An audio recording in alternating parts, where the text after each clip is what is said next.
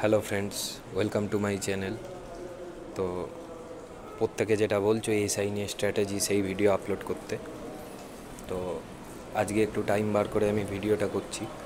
তো আমার তো ল অ্যান্ড অর্ডার ডিউটি পড়েছে বহরমপুরে, তো আমি সেখানেই আছি। আর ঠান্ডাও লেগেছে, জ্বরও হয়েছে। তো আজকের ভিডিওটা একটু লং হবে, তো সবাই মন দিয়ে দেখো শেষ অবধি। আমি ডিটেলসে তোমাদেরকে গাইড করে দেওয়ার চেষ্টা করছি, যতটা যা আছে আমি টোটালটাই বলবো। প্রথমে আসি তোমাদের এসআইতে প্রিলিতে তোমরা জানো 100টা কোশ্চেন আসে আর টোটাল 200 মার্কসে পরীক্ষা হয়। তো প্রিলিটা খুব একটা সহজ তা না, অনেকটা ডব্লিউবিসিএস টাইপেরই হয়। কোশ্চেন টাফ হলে কাট অফ কম, কোশ্চেন সহজ হলে কাট অফ বেশি, আবার মডারেট হলে কাট অফ মডারেট। কোনোটাই এখানে তোমরা ধরে বেঁধে নিয়ে চলতে পারবে না। কনস্টেবলের ক্ষেত্রে যেমন কিছুটা প্রেডিক্ট করা যায়, তাও কিছু ক্ষেত্রে তোমরা দেখলে কোশ্চেন লিক হয়ে মেন্সের কাট অফ কত চলে গেছে ডব্লিউবিপি লেডি কনস্টেবলে। আর এসআইটা একদমই আনপ্রেডিক্টেবল। যেরকম আমাদের আগের ব্যাচটায় গেছিলো 124-25 মতো প্রিলিতে, তো আমাদের সেই অনুযায়ী 130-32 যাক, কিন্তু তোমরা জানো কাট অফ প্রিলি মেন্সে কত হাই গেছে। তো প্রিলি পাস করতে গেলে তোমাদের কিন্তু জিকেতে যথেষ্ট ভালো করে ফোকাস দিতে হবে। জিকে থেকে খুব ভালো কোয়ালিটি কোশ্চেন আসে। ইতিহাস আর ভূগোলে তোমাদের মেন জোর দিতে হবে। তারপর যদি কিছুতে গুরুত্ব দাও তো সেটা হলো পলিটি। এগুলো তোমরা থরলি ডিটেলসে পড়বে, আবার খুব বেশি ডিটেলসে না, মানে প্রত্যেকটা লাইনে দেখবে যেগুলো কোশ্চেন তোমরা পড়লেই বুঝবে যে এগুলো এক একটা কোশ্চেন, সেগুলো সবই ফলো করবে। তবে পলিটির ক্ষেত্রে তোমাদের parliament, president, prime minister, vice president, fundamental right, DPSP, making of the constitution, এইগুলোই মেনলি ইম্পর্টেন্ট। হিস্ট্রির ক্ষেত্রে যদি তোমরা বলো তাহলে সেক্ষেত্রে অ্যানসিয়েন্টটা টোটাল, কিন্তু ইন্ডাস ভ্যালিতে আমি খুব একটা কখনো জোর দিইনি, বা ভেদিক এজেও খুব একটা জোর দিইনি। বাকি অ্যানসিয়েন্টই ইম্পর্টেন্ট। বাকি দিল্লি সুলতানেরটাও যথেষ্ট ইম্পর্টেন্ট, কোশ্চেন আসেই। মডার্নটা বেশি, ইন্ডিয়ান ফ্রিডম মুভমেন্ট, এটা সবথেকে ইম্পর্টেন্ট জায়গা। আর জিওগ্রাফির ক্ষেত্রে কম বেশি সবই ইম্পর্টেন্ট। তো এগুলো তোমাদেরকে এমনভাবেই রেডি করতে হবে যাতে পরীক্ষায় পারা যায়।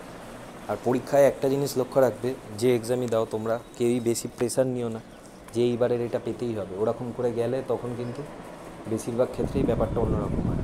টেন্ডেন্সি তোমাদের একটাই থাকবে, এক্সামটা আসছে, আমি আমার ফুল প্রিপেয়ার্ড, যেরকম হয় রানের আগে যেরকম হয় আমি মেরে মেরে জানি আমি টাইমের মধ্যে মারি, আমি ওখানে গিয়ে টাইমের মধ্যে করে আসবো। সেরকম যে আমি পড়েছি, আমার যথেষ্ট ব্যাকআপ আছে, যথেষ্ট স্টক আছে, আমি যাব, একটা ভালো পরীক্ষা দেব, চলে আসব। তবে জানা জিনিস পরীক্ষায় গিয়ে মনে না পড়া, ওই ক্ষেত্রে যে 1 নাম্বার 2 নাম্বার যাওয়া, ওটা কিন্তু খুব বেশি হার্মফুল। তো পড়াটা এমনভাবে পড়বে যে আমার জানা যা দেবে আমি সব পারবো। এটা গেল জিকের দিক। জিকের দিকে তোমরা চেষ্টা করবে আরিহান্ত হোক বা তরুণ গোয়াল, যে কোনো কম্বাইন্ড জিকে বুক আছে যাতে সব সাবজেক্ট নিয়ে রয়েছে, সেরকম একটা কিনবে, থরলি পড়বে। এই নয় হিস্ট্রির আলাদা কিনে সেটা ডিটেলসে পড়বো, জিওগ্রাফির আলাদা কিনে, তাহলে অনেক এক্সেস হয়ে যাবে। এবার জিকের বাইরে আসি ম্যাথ রিজনিং। অনেকেই এই লাইনে যারা আসছো তারা সায়েন্স বা ম্যাথের, তাদের তো খুবই সুবিধা, কিন্তু যারা আর্টস ব্যাকগ্রাউন্ড আছো তাদেরও চিন্তার কোনো কারণ নেই। একটু সময় দিলে আর্টসেরও বহু ক্যান্ডিডেট আছে যারা কিন্তু এসআইয়ের চাকরি পেয়েছে। উল্টে সায়েন্সের স্টুডেন্টদের থেকে ম্যাথে ভালো হয়ে গেছে বা ভালো র্যাঙ্ক করেছে, বা সেই পরীক্ষায় গিয়ে সায়েন্সের ছেলে যতগুলো ম্যাথ পেরেছে তার দিয়ে বেশি পেরেছে। এগুলো ডিপেন্ড করে স্ট্র্যাটেজির উপর। ম্যাথ আগে করব না জিকে, অনেকে ম্যাথ আগে করতে চায় তারপর জিকে ভুলভাল করে আসে, নাম্বার কমে যায়। সেই ব্যাপারগুলোর উপর। ম্যাথে তোমরা প্রত্যেকটা চ্যাপ্টার ওয়াইজ টার্গেট করবে প্যাটার্ন ফলো করার। এক একটা চ্যাপ্টারে দেখলে প্রিভিয়াস ইয়ারে এই 20-25টা প্যাটার্ন ঘুরিয়ে ফিরিয়ে আসে, বা এই 20টা প্যাটার্নই ইম্পর্টেন্ট। সেই প্যাটার্নের উপরেই আমরা ম্যাথ প্র্যাকটিস করব। যত বেশি প্র্যাকটিস করব তত সড়গড় হয়ে যাবে। ম্যাথটা প্রত্যেক দিন করার চেষ্টা করো। আর রিজনিংয়ের ক্ষেত্রে আলাদা বই লাগে না, ইউটিউব দিয়ে হয়ে যায়। তাও আলাদা বই কিনলে তার দিয়েও প্র্যাকটিস করতে পারো। মক টেস্ট এখন তোমাদের দেওয়ার দরকার নেই। মক টেস্ট তোমরা দেবে যখন প্রিলি এক্সাম এগিয়ে আসবে, সেই মাসটাই দেবে। এবার আসি মেন্সটা আমি বলবো ডেসক্রিপটিভ আগে আসতো, এখন এক লাইন উত্তর লিখলে হয়ে যাচ্ছে। তার মানে আমি যে ওই পড়ে যাব ডেসক্রিপটিভ না, তা না। একটু আগে যে পার্টগুলো জিকের ফোকাস করতে বললাম ওগুলোই করবে। তাতে মেন যেসব টপিকগুলো একটু নিজের ভাষায় লেখার চেষ্টা করবে, 10টা করে পয়েন্ট। যদি এখন কুইট ইন্ডিয়া মুভমেন্ট বলা হয়, তার 10টা ভালো ভালো পয়েন্ট প্র্যাকটিস করবে। যদি তোমাদের বলা হয় সিভিল ডিসঅবিডিয়েন্স মুভমেন্ট, তার 10টা ভালো ভালো পয়েন্ট লেখার চেষ্টা করবে। এই একটা অভ্যাস রাখবে। আর যখন পড়বে পয়েন্ট ওয়াইজ যে কোনো হেডলাইনটা দেখবে, হেডিংটা দেখবে, পয়েন্ট ওয়াইজ তার ব্যাপারে অনেক কিছু ডেটা মাথায় রাখার চেষ্টা করবে। ওতেই তোমার ডেসক্রিপটিভ রেডি হয়ে যাবে। এই নয় যে প্রচুর লিখতে হবে, আমি কখনো প্রচুর লিখিনি। লেখা হাতের স্পিড আগে থাকতে ছিল, ও টপিকগুলো মাথায় থাকতো যে আমার ডেসক্রিপটিভ দিলে আমি 12-14 লাইন, 15 লাইন বা 15টা পয়েন্ট লিখে আসতে পারবো। এতে আমার ডেসক্রিপটিভও পড়া আর ভিতরে শর্ট কোশ্চেনগুলোও মাথায় আছে। দিয়েছিল শর্ট কোশ্চেন, সমস্তটা হয়ে গেছে। এটা গেল মেন্সের জিকে। এবার যদি বলো ডেসক্রিপটিভ ম্যাথ আলাদা করে কোথা দিয়ে করবো, কিছু ডেসক্রিপটিভ ম্যাথ আলাদা করে অত লিখে করতে লাগে না। আমি বাকিদের মতো অত মাধ্যমিকের মতো বড় বড় করে লিখে করিনি, প্র্যাকটিসও করিনি, কিন্তু নাম্বার তাও দিয়েছে। ম্যাথে তোমাদের করতে কি হবে, খুব সিম্পলভাবে প্র্যাকটিসের জন্য যেটুকু লেখালেখি করতে,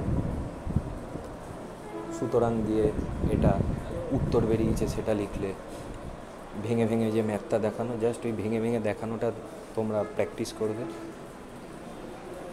বেসিক কিছু চ্যাপ্টার আছে যেগুলো তোমরা দেখবে, profit loss, percentage, partnership, ratio proportion, interest, time and work. এই জায়গাগুলোর উপর তোমাদেরকে বেশি করে জোর দিতে হবে। আর রিজনিংয়ের ক্ষেত্রে মেন্সে তোমরা প্রিভিয়াস ইয়ার তুলবে, দেখবে কীরকম রিজনিং এসছে, সেগুলো সলভ করার চেষ্টা করবে নিজেদের মতো করে লিখে লিখে। এটুকু তোমরা মাথায় রাখো। মেন্সের আগে আরও আমি অনেক কিছু বলে দেবো। বাকি ভিডিওতে যা যা বললাম প্রিলির উদ্দেশ্যে সেগুলো ফলো রাখো, সেগুলো করো। আর ম্যাথের ক্ষেত্রে যদি বই বলো তোমরা, তাহলে সেটা আমি বরাবর প্রেফার করি RS আগারওয়াল। আর তার বাইরে যদি কিছু হয় তাহলে সুবীর দাস। কোনো টপিকেরই এক্সেস বই কিনে না, তাতে নিজেদেরই মাথাটা ঘাটবে। যে কোনো একটা বই কেনো, সেটাকে বারবার প্র্যাকটিস করবে, একই ব্যাপার। তো এই ছিল আজকের ভিডিও। ভালো লাগলে অবশ্যই লাইক করো, আর এভাবেই তোমরা প্রিপারেশান নাও।